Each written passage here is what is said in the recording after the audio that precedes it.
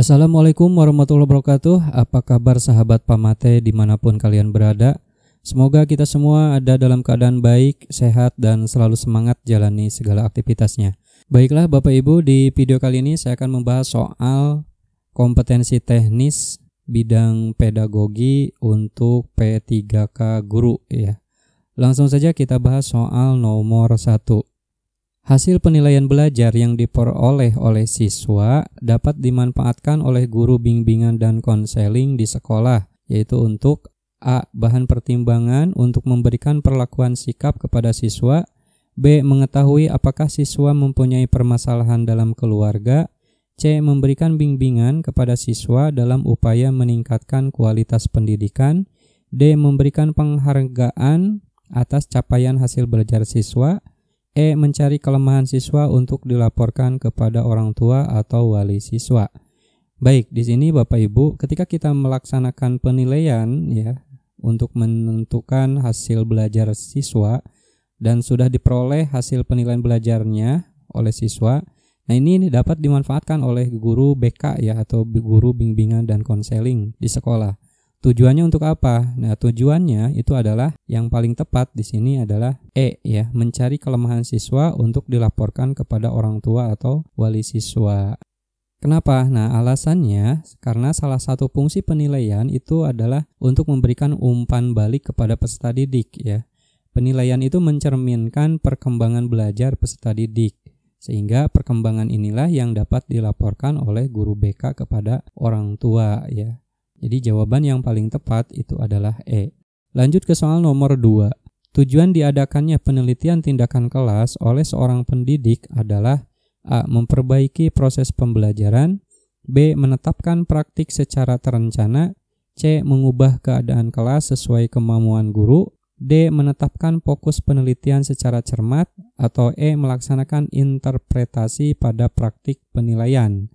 Nah baik, di sini saya informasikan ya Bapak Ibu bahwa tujuan diadakannya PTK atau penelitian tindakan kelas oleh seorang pendidik atau oleh kita sebagai guru, itu tujuannya adalah untuk memperbaiki proses pembelajaran ya, bukan untuk memperbaiki hasil belajar. Jadi tujuan yang paling tepat itu adalah memperbaiki proses pembelajaran. Jawabannya adalah A. Lanjut ke soal nomor 3. Seorang pendidik yang akan melakukan penelitian tindakan kelas dengan menggunakan model Kemis dan Taggart, maka langkah terakhir dalam satu siklus penelitiannya adalah A. Pelaksanaan tindakan dan observasi. B. Observasi. C. Pelaksanaan tindakan. D. Perencanaan tindakan siklus 2. Atau E. Refleksi. Baik, sekedar informasi ya Bapak Ibu, bahwa tahapan penelitian tindakan kelas menurut Kemis dan Taggart itu diantaranya adalah plan, kemudian action and observe, dan refleksi. Nah, jadi langkah terakhir dalam satu siklus penelitian PTK itu adalah refleksi ya, yaitu E jawabannya. Lanjut ke soal nomor 4. Sesuai dengan standar proses pendidikan dalam kurikulum 2013, salah satu prinsip pembelajaran yang harus diterapkan seorang pendidik adalah peserta didik diberitahu menjadi peserta didik mencari tahu. Nah, berdasarkan prinsip ini, maka pendekatan pembelajaran yang harus digunakan pendidik tersebut itu adalah A. Deduktif, B. Induktif, C. Reflektif, D. Edukatif, atau E. Perspektif. Baik, Bapak Ibu, perhatikan di sini ya. Jadi kata kuncinya di sini adalah peserta didik diberitahu menjadi peserta didik mencari tahu. Nah, berarti jawabannya yang paling tepat itu adalah B ya, induktif. Kenapa? Nah, saya informasikan ya Bapak Ibu, pendekatan pembelajaran induktif itu adalah sebuah pembelajaran yang bersifat ilmiah dan sangat efektif untuk membantu siswa mengembangkan keterampilan berpikir tingkat tinggi atau HOTS ya, dan keterampilan berpikir kritis atau critical thinking. Nah, pendekatan pembelajaran induktif ini dirancang berdasarkan teori konstruktivisme ya dalam belajar. Pendekatan ini membutuhkan guru yang terampil dalam bertanya ya. Melalui pertanyaan inilah guru akan membimbing siswa membangun pemahaman terhadap materi pelajaran dengan cara berpikir dan membangun ide-ide. Sehingga pada pembelajaran induktif itu guru memberikan informasi-informasi yang akan memberikan ilustrasi-ilustrasi tentang topik yang akan dipelajari siswa. Selanjutnya, guru itu akan membimbing siswa untuk menemukan pola-pola tertentu dari ilustrasi-ilustrasi yang diberikan, ya. Sehingga akibatnya yang tadinya peserta didik diberitahu itu menjadi peserta didik mencari tahu. Jawabannya adalah B, ya, induktif. Lanjut ke soal nomor 5. Dalam suatu proses pembelajaran di kelas, peserta didik diharapkan dapat membangun sendiri pengetahuannya, mencari makna sendiri, mencari tahu tentang yang dipelajarinya, dan menyimpulkan konsep dan ide baru dengan pengetahuan yang sudah ada dalam dirinya. Nah, sesuai dengan prinsip peserta didik diberitahu menjadi peserta didik mencari tahu, teori belajar yang paling sesuai untuk digunakan dalam pembelajaran tersebut adalah A. Behaviorisme, B. Positivisme, C. Konstruktivisme, D. Gestalt, atau E. Stimulus respon. Baik Bapak Ibu, tadi sudah saya informasikan ya bahwa peserta didik yang tadinya diberitahu kemudian menjadi peserta didik yang mencari tahu. Nah, ini merupakan teori belajar konstruktivisme ya, yaitu jawabannya adalah C. Kenapa? Karena konstruktivisme itu merupakan salah satu komponen dari contextual teaching learning, yaitu pengembangan pikiran bahwa siswa akan belajar lebih bermakna jika ia diberi kesempatan untuk bekerja, menemukan dan mengkonstruksi sendiri pengetahuan dan keterampilan baru ya.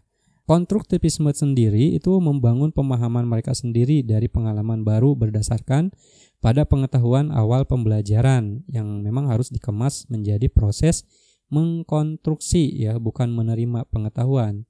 Knowledge based constructivism itu menekankan kepada pentingnya siswa membangun sendiri pengetahuan mereka lewat keterlibatan aktif dalam proses belajar mengajar. Sehingga jawaban yang paling tepat itu adalah C. Lanjut ke soal nomor 6. Saat ini proses pembelajaran mengarah pada penggunaan metode blended learning, pembelajaran berbasis internet ya. Nah, apabila seorang pendidik menggunakan aplikasi chatting untuk berkomunikasi dan berdiskusi dengan para siswa, maka teknologi informasi telah berperan sebagai A. Penilai pembelajaran, B. Pendistribusi materi pembelajaran, C. Alat produksi dan penyaji materi pembelajaran, D. Media kolaborasi pembelajaran, atau E. Pelaksana pembelajaran. Nah, tentu ini jawabannya adalah D ya Bapak Ibu, media kolaborasi pembelajaran. Nah, kenapa? Karena teknologi itu berfungsi sebagai bahan dan alat bantu untuk pembelajaran. Dalam hal ini, teknologi dimaknai sebagai bahan pembelajaran sekaligus sebagai alat bantu untuk menguasai sebuah kompetensi berbantuan komputer ya. Dalam hal ini, posisi teknologi itu tidak ubahnya sebagai guru yang berfungsi sebagai fasilitator, motivator transmitter, dan evaluator ya. Jadi jawaban yang paling tepat untuk soal nomor 6 ini adalah D ya, media kolaborasi pembelajaran. Lanjut ke soal nomor 7. Memahami bagaimana perbedaan budaya ini sangat penting dan mempengaruhi praktik komunikasi, mengidentifikasi kesulitan yang muncul dalam komunikasi antar budaya. Salah satu syarat terjadinya komunikasi yang efektif dengan peserta didiknya. Nah, guru harus memiliki empati terhadap peserta didiknya. Maksud dari pernyataan ini adalah A. Guru harus memiliki sikap saling menghargai dengan peserta didiknya. B. Guru harus memiliki kemampuan untuk menetapkan diri pada situasi dan kondisi yang dihadapi peserta didiknya. C. Guru harus mengenali karakteristik peserta didik baik secara individual maupun kelompok. D. Guru harus memiliki kemampuan mendengarkan dan memahami perasaan orang lain. Atau E. Guru harus mempunyai kemampuan bertanya dan mendengarkan keluhan peserta didiknya. Baik, di sini guru itu harus memiliki empati ya Bapak Ibu. Nah, empati sendiri apa ya? Ya, kita tahu bahwa empati itu adalah kekuatan untuk mengerti pikiran dan perasaan orang lain. Empati ini sebagai cara yang pokok ke arah pemahaman diri orang lain. Pembelajaran dengan empati itu merupakan suatu komponen strategi yang kuat dan praktis dalam memenuhi kebutuhan-kebutuhan belajar yang berbeda dari para siswa yang sangat memerlukan lebih daripada sekedar lembar kerja. Jadi seharusnya ketika kita punya rasa empati, maka guru itu harus memiliki kemampuan untuk menetapkan diri pada situasi dan kondisi yang dihadapi peserta didiknya. Jadi jawaban yang paling tepat itu adalah B ya. Lanjut ke soal nomor 8. Guru sebagai seorang pendidik harus selalu berupaya untuk dapat meningkatkan motivasi belajar, terutama bagi siswa yang mengalami kesulitan dalam belajar dengan menggunakan berbagai upaya yang dapat dilakukan oleh guru. Manakah pola interaksi lisan yang efektif untuk dikembangkan seorang guru dalam proses pembelajaran di kelas? A. Interaksi banyak arah. B. Interaksi berpusat pada guru. C. Interaksi sepihak. D. Interaksi satu arah. Atau E. Interaksi dua arah. Baik, di sini berbagai upaya yang dapat dilakukan oleh guru agar siswa, khususnya siswa yang mengalami kesulitan, itu bisa termotivasi dalam belajar ya. Tentu langkah yang paling efektif itu adalah A ya, interaksi banyak arah. Kenapa? Nah, alasannya agar komunikasi dapat berjalan efektif itu ada beberapa syarat ya.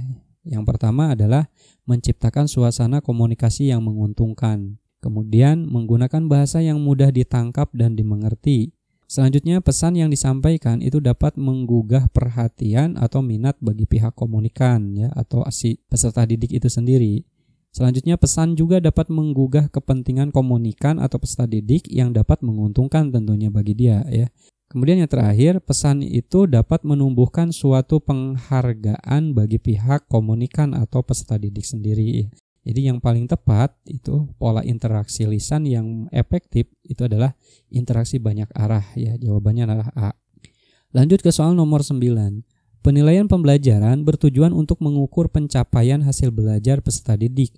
Ketika dalam suatu kegiatan penilaian pembelajaran, guru menggunakan instrumen yang berbeda antara peserta didik laki-laki dan perempuan. Nah, maka kegiatan penilaian tersebut itu dikategorikan sebagai tindakan yang tidak A. Objektif, B. Sahih, C. Akuntabel, D. Adil, atau E. Valid. Nah, baik Bapak Ibu. Di sini guru itu menggunakan instrumen yang berbeda antara peserta didik laki-laki dan perempuan. Artinya peserta didik laki-laki dan perempuan itu diperlakukan secara berbeda ya. Nah, berarti kegiatan penilaian tersebut itu dikategorikan sebagai tindakan yang tidak adil tentu ya. Jadi jawabannya adalah D. Kenapa? Nah, di sini harusnya guru itu dalam merencanakan dan melaksanakan evaluasi proses dan hasil belajar peserta didik itu tidak boleh memberikan perlakuan yang berbeda hanya karena berbeda jenis kelamin ya Bapak Ibu. Karena hal ini menjadi tidak adil. Guru dalam melakukan penilaian itu harus dilakukan dengan adil dan tidak membedakan latar belakang maupun jenis kelamin gitu ya. Jawaban yang tepat untuk nomor 9 adalah D. Lanjut ke soal nomor 10. Proses pengembangan kisi-kisi penilaian dalam prosedur penilaian pembelajaran itu dilaksanakan setelah A. Teknik penilaian ditentukan, B. Tujuan pembelajaran diketahui, C. Penilaian telah dilaksanakan, D. Instrumen penilaian telah disusun, atau E. Kunci jawaban disusun. Nah, baik Bapak Ibu, sekedar informasi ya, sesuai dengan langkah-langkah yang dilakukan guru dalam menyusun perencanaan penilaian pembelajaran, setelah teknik penilaian dilakukan, maka guru itu harus mengembangkan kisi-kisi penilaian ya. Kisi-kisi ini dibuat itu memuat materi, kemudian indikator pencapaian kompetensi, bentuk soal, tingkat kesukaran soal, dan berapa jumlah soal dari setiap indikator pencapaian kompetensi ya. Nah, jadi proses pengembangan kisi-kisi penilaian dalam prosedur penilaian pembelajaran itu dilaksanakan setelah teknik penilaian ditentukan. Jawabannya adalah A ya. Baik Bapak Ibu, pembahasan soal P3K kompetensi teknis ini bidang pedagogi untuk P3K guru ya. Dicukupkan sampai di sini. Insya Allah nanti kita bahas soal-soal yang lainnya di bagian kedua ya. Semoga bermanfaat ya, dan mudah-mudahan Bapak Ibu bisa lolos P3K tahun ini. Sekian, Assalamualaikum warahmatullahi wabarakatuh.